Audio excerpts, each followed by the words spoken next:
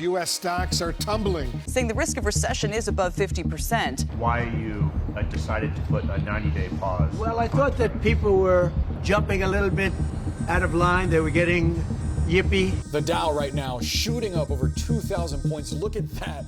Oh, stock market chaos is abundant, and of course, so are the opinions. But here is what most people miss. We have over 200 years of data on how stocks and bonds behave. So with all of that information and the computing power we have today, shouldn't society be able to figure out the best way to invest? The answer is yes, and that is exactly the focus of Tater Investing. Evidence-based investing grounded in real data, research, and peer-reviewed academic studies. Most of the investing advice people encounter falls into one of two main categories, and neither are likely to help your financial futures. One category is the self-serving type. This comes from people who profit when you trade more, chase meme coins, or the latest hot stock or ETF.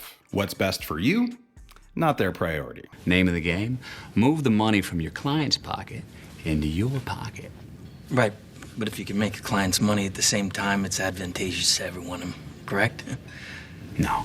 The second category is trickier because it does come from people who mean well. Friends, advisors, even major institutions. But their advice is grounded in investing folklore rather than real data. It feels right, but ultimately it is suboptimal. Some of that advice focuses on how to protect your portfolio during a market crash. Strategies like shifting into bonds or moving into cash or trying to time your way around the crash. They sound safe, but much more often than not, they work against you in the long run. Now, if that sounds vague, don't worry, I will break down exactly what that means shortly. And I will provide the research and the data to back it up. The market is a rough ride sometimes, but education can be our seatbelt. With the right knowledge, we can choose the right investment vehicle and stay in our seat no matter how bumpy it gets.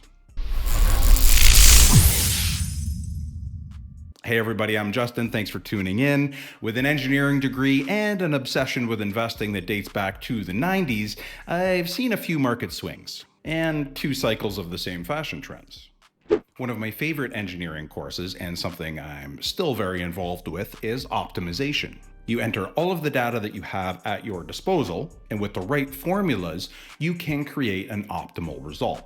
Investing is very much like this. We can't predict the future, of course, but with all of the data we have, we can build a portfolio that's optimized for our goals, balancing expected returns with our personal risk tolerance and time horizon. And when you prepare your investments in this manner, you don't need to scramble during a downturn or a market crash. You've already prepared for it.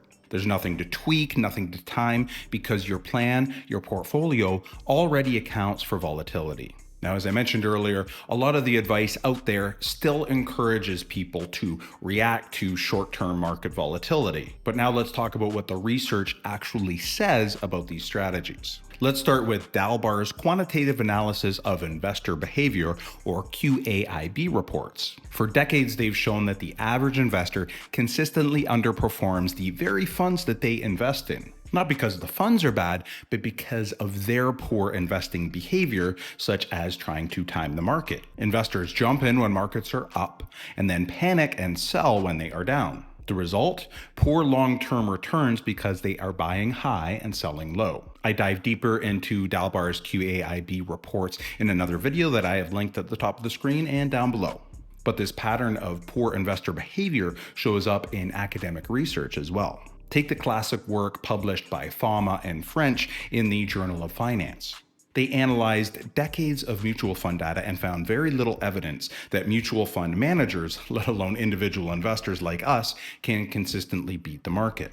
So are you trying to make tactical shifts during volatility right now? Well, that usually fails. Even professionals with massive research budgets cannot do it reliably. The famous Brinson study looked at large pension funds and found that over 90% of the long-term returns were due to how the portfolios were allocated, not from timing the market or picking stocks. In other words, success doesn't come from reacting to the market. It comes from how you're positioned in the first place, how much you hold in stocks versus bonds, international versus domestic, and other broad asset classes. classes. Javier Estrada's research puts some hard numbers on the cost of bad market timing. He shows that missing just the 10 best days in the market, which often occur right after the worst ones, can cut your long-term returns in half. And that's the problem with trying to jump in and out. You're more than likely to miss the rebound than you are to avoid the crash, and that is when a lot of real damage can be done. We saw a real-world example of this on April 9th, 2025. The market staged a historic rebound after President Trump put a pause on some new tariffs, excluding China. The S&P 500 surged 9.5%, and the NASDAQ went up 12.2%, its biggest one-day gain since 2001. Investors who panicked and sold during the preceding downturn to try to protect their money lost out on this historic upswing. This underscores the importance of staying invested and adhering to a well-thought-out, evidence-based investing strategy instead of trying to time the market. The bottom line, the best protection during market volatility isn't reaction, it's preparation. Build a solid long-term plan and stick to it. Ride out the crashes. That is what actually works. Now, I've mentioned more than once how certain actions, professional fund managers can't consistently beat the market. So if you can't beat it, well, how do you match it? Later in the video, I'll show you how to build a market matching portfolio, one that is simple, understandable, and backed by data. It's the kind of approach that gives investors a serious edge without the need to actually predict anything. So stick around, I'll walk you through how it works and explain why that strategy is a lot more powerful than many people realize. And just to be clear, it may sound like I'm giving advice, but just understand that I am not a financial advisor. I'm certainly not your financial advisor, and this should only be looked at as an educational video. You need to do your own research, your own due diligence, and I always recommend speaking with a financial professional, someone that can at least help you come up with a good financial plan. And I've included a link down below to help you find one because it's always good to have a plan before you actually start investing. After all, we're not just investing to chase returns. We're doing it so that we can fund our future and meet the goals that matter to us. And you're probably not going to get there without a plan. Next up, let's talk about another serious problem with a lot of the contemporary investing advice you will hear out there: FOMO. It's especially dangerous during times like these when markets are swinging wildly from one day to the next, and even a solid plan can fall apart if we let emotion take over. So let's talk more about FOMO because it's not just an acronym. It's one of the biggest emotional traps that throws investors off course, especially when there are crazy market swings. When stocks suddenly surge, like they did after Trump announced a pause on tariffs, a lot of investors think, oh, why didn't I buy yesterday? And if the market keeps climbing, the pressure can build and investors can jump in late before it comes down again. What started as excitement quickly turns into regret. You've bought high again. That is recency bias at work, believing what just happened is going to keep continuing to happen. And it's one of the most dangerous mental shortcuts in investing. There is no shortage of evidence to back this up. The DALBAR QAIB reports that I already mentioned discuss how investors trail the very funds that they actually invest in, and this is primarily due to bad market timing, but that doesn't just mean panic selling, it also means panic buying. Many investors buy after a fund or market segment has done very well recently. They're constantly chasing performance and not following a plan. We see the same problem with thematic ETFs, and Ben Felix has talked about this. These funds often get launched after a certain sector has done really well. By the time they hit the market, the upside is largely gone, but the money still flows in. The result? The average thematic ETF significantly underperforms the market. And this is according to research by Morningstar and others. This pattern, chasing what is hot, isn't just ineffective, it is self-sabotage. What's worse, the emotional pain of losing money is stronger than the joy of making it. That's called loss aversion, and it's a concept first described by psychologists Daniel Kahneman and Tversky. They found that the sensation of losing was about twice as intense as the sensation of winning. And that imbalance can drive a lot of poor decisions. That's also why a lot of investors hold on to losing stocks for longer than they should. They don't want to lock in the loss by selling, so they hold on hoping that the stock will rebound. But here's the thing, if they looked at that money as fresh capital, uninvested, Would they then invest in that same stock they were holding on to? Probably not. The smart move would be to sell and reinvest in something more reliable or more aligned with their long-term plan. But mentally, they feel stuck because realizing the loss hurts. And just like that, emotion overrides logic. If you let emotions like these guide your investing, this cycle can quietly destroy your long-term returns. And that's no matter how smart your strategy looks on paper. So what does work?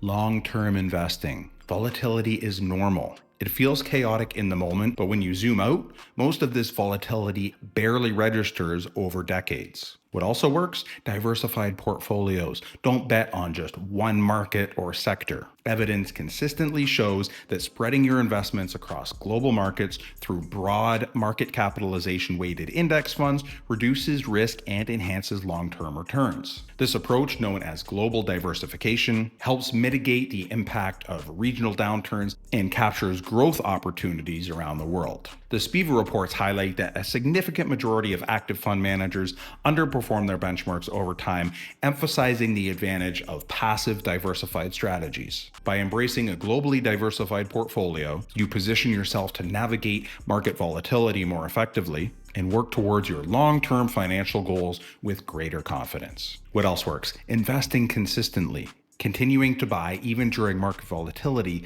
helps you to buy when prices are low and avoid bad timing decisions. Emotional discipline. One of the hardest things we can do is nothing, but that's often the smartest move, especially when everyone else is reacting. And if you're holding a globally diversified portfolio, then doing nothing during a volatile market isn't actually passive. It's an active decision to stick with the portfolio that we have carefully constructed. You're not ignoring the market, you are trusting your long-term plan to do what you intended it to do, especially in the difficult moments. That takes real discipline, and that's what gives you a serious edge over the average active investor who is reacting. And if you're looking for a low-cost way to get started, I've added referral links down below for Questrade and Wealthsimple. I use them both and love them both. When you sign up, it will help the channel, and it'll also give you $50 in the case of Questrade and $25 in the case of Wealthsimple. Now, I'm not saying never touch your portfolio. There are times to act, but they need to be intentional and well thought out rather than emotional. One example is if you realize your risk tolerance is too aggressive and market volatility is making you lose sleep. Another is if you have been winging it with no actual strategy. Maybe now is the wake-up call to fix that. In those cases, rebalancing or adjusting your plan is probably smart, but reacting to headlines or hype, that's when most people lose. Another example of when you need to adjust your portfolio is when the market has moved significantly and you need to rebalance back to your target allocations.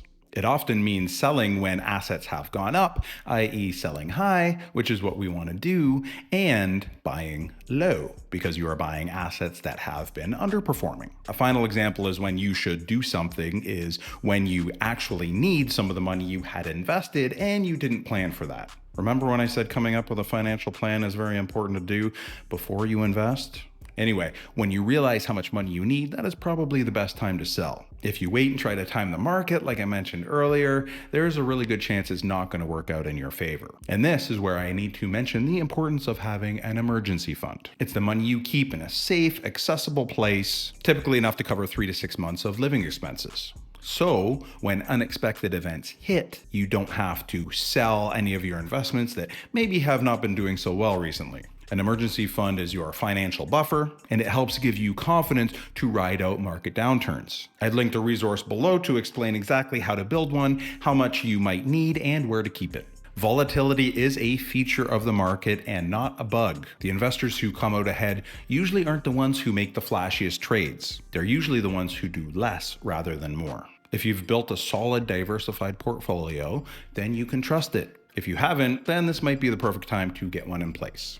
I regularly put out videos to help Canadians invest smarter and cut out the noise. So if this helped you tune out the volatility, give it a like, please, and you should consider subscribing. And if you know anyone who could benefit from videos like this, then please share. And also leave some comments below if you have any questions or anything you would like to say. Thanks for watching. I appreciate it. We'll see you again soon. Bye for now.